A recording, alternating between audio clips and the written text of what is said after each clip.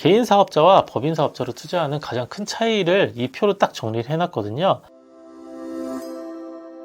안녕하세요. 비더리치 세무사 김국현입니다. 오늘은 강의 소식 이야기를 좀 드리려고 합니다. 월급쟁이 부자들에서 강의 오픈하기로 했거든요. 주제는 부동산 법인으로 투자하는 방법에 대해서 이야기를 드립니다. 총 강의는 3주고요. 오프라인에서 진행을 하고 온라인으로도 오픈이 됩니다. 예전 강의에서는 제가 4주 정도 이야기를 드렸는데 이번에는 3주만 했습니다. 일부러 제가 3주만 하자고 이야기를 드렸거든요. 4주 정도 하니까 좀 힘들어 하시는 것 같아서 3주 정도 압축해서 타이트하게 핵심을 더 많이 말씀드리고 루즈해지지 않게 이야기를 좀 드리려고 합니다. 가족 법인과 부동산 투자, 이게 핵심 키워드고요. 오늘 저도 사무실에서 상담 총 4분 드렸었는데요. 한 분은 증여 상속 쪽 이야기 드렸었고, 두 분이 가족 법인에 관한 이야기 드렸고, 한 분은 개인인데 법인으로 아예 전환을 시켜서 프랜차이즈까지 생각을 하시더라고요. 이렇게 총 4분 했는데 그 중에 3분이 가족 법인 관련해서 물어보시더라고요. 저는 법인도 하고 증여 상속도 많이 해서 법인으로 자연스럽게 자녀들한테 증여하고 상속하는 방법도 이야기를 많이 드려서 그쪽으로 많이 물어보십니다. 특히 가족 법인에 대해서 관심이 참 많으신 것 같은데요. 관련해서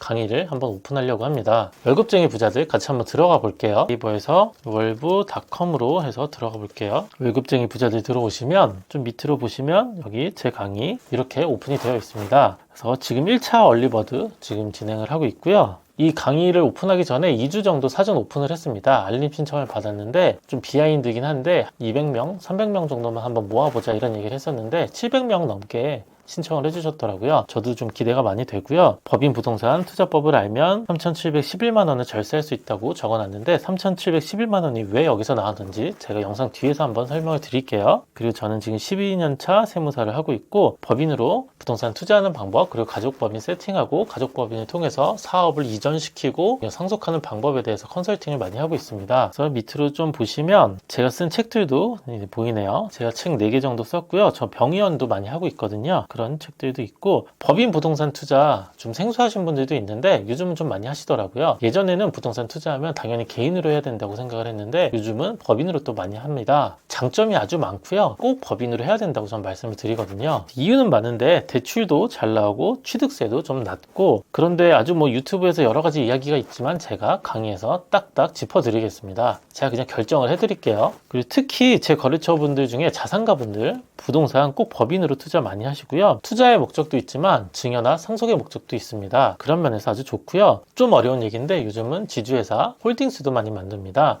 그리고 개인 부동산들 법인으로 이전도 잘 시키거든요. 그런 건 좀 복잡할 수 있지만 제가 잘 해드릴 수 있고요. 전 그쪽으로 좀 전문을 하고 있으니까요. 여러 가지 세금을 다 알려드립니다. 취득세, 재산세, 종부세, 부가세, 소득세, 법인세, 양도세, 이렇게 모든 세법에 대해서 다 말씀을 드리고 팔 때 얼마나 또 차이가 나는지 눈으로 다 보여드릴 예정입니다. 그래서 1단계 보시면 개인 상황별로 개인과 법인 투자를 왜 좋은지 계산을 직접 하면서 한번 말씀을 드리고 장단점이 어떤 게 있는지 한번 말씀을 드릴게요.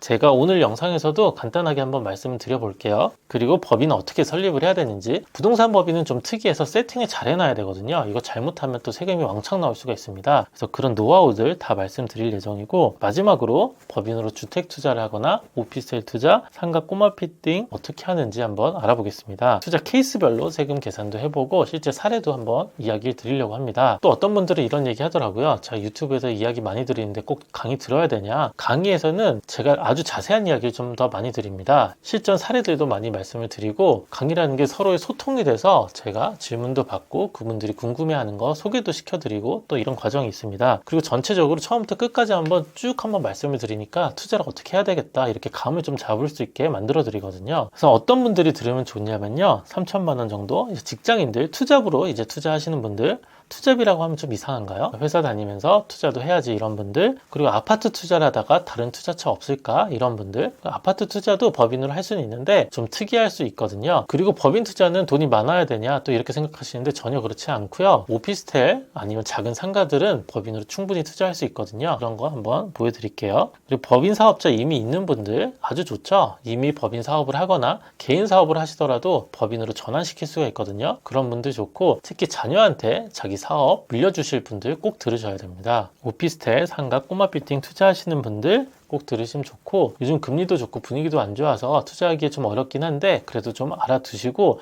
이럴 때 또 기회가 많이 생깁니다. 실제로 큰 부자가 된 사람들은 이럴 때 부동산 사서 많이 오른 경우도 많거든요. 그런 기회가 보이려면 또 이런 걸 미리 알아둬야 되겠죠. 월부에서 제 책 선착순 100명 드리기로 했으니까 선착순으로 미리 신청하시면 되고요. 100명이 넘었는지는 아직 모르겠네요. 제가 그 강의 후기 작성해 주시면 설립 체크리스트 만들어 놓은 거 드릴 예정입니다. 그리고 후기 잘 적어주시면 저랑 상담하는 것 직접 오셔서 상담하셔도 되고요. 이렇게 선착순 혜택은 5월 4일 이전에 보내드린다고 합니다.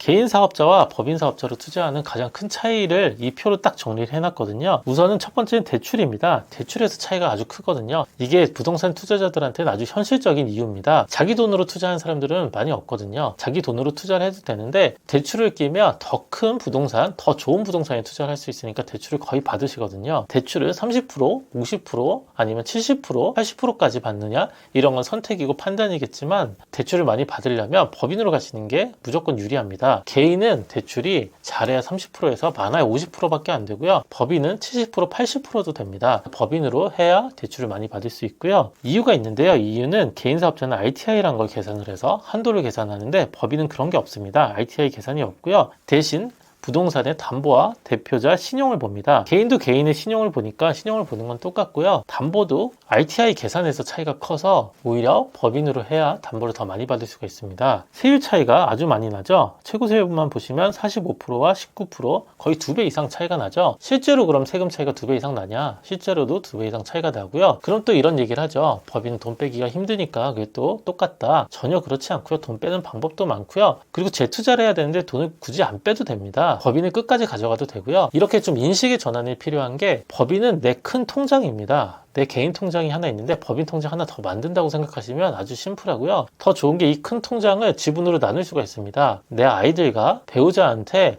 이 통장에 지분을 만들어 줄 수가 있거든요. 그래서 아주 장점이 많고요. 사실 법인이라는 게 좀 생소해서 그렇지 한번 알아두면 아주 쉽거든요. 그리고 건강보험료 이거 참 많이 물어보는데요. 개인으로 부동산 투자하면 회사를 다니지 않는다면 지역가입자가 될 수도 있고, 회사를 다니고 있으면 4대 보험 직장가입자로 등록이 되어 있겠지만 부동산 투자를 하면 지역가입자 함께 내는 경우도 꽤 많이 있습니다. 그래서 내가 좀 걱정이 돼서 배우자 명의로 부동산 투자를 하겠다. 일하지 않는 배우자의 명의로 했다가 피부양자가 박탈되는 경우도 많습니다. 오히려 건보료가 엄청 많이 나오죠. 그런데 법인에서는 급여를 0으로 만들 수가 있거든요. 무급여로 하면 건강보험료를 안 낼 수도 있고요. 직장가입자로도 낼 수가 있습니다. 지역가입자로 많이 나와서 법인으로 일부러 하시는 분들도 꽤 많고요. 배우자는 그대로 피부양자로 놔두고 무급여로 만들 수도 있거든요. 건보료 측면에서도 이렇게 장점이 많습니다. 증여 측면에서 개인 증여를 하면 10에서 50% 아주 큰 세금을 내야 되지만 법인 자체를 증여해 줄 수도 있고 증여 재원도 마련해 줄 수가 있습니다.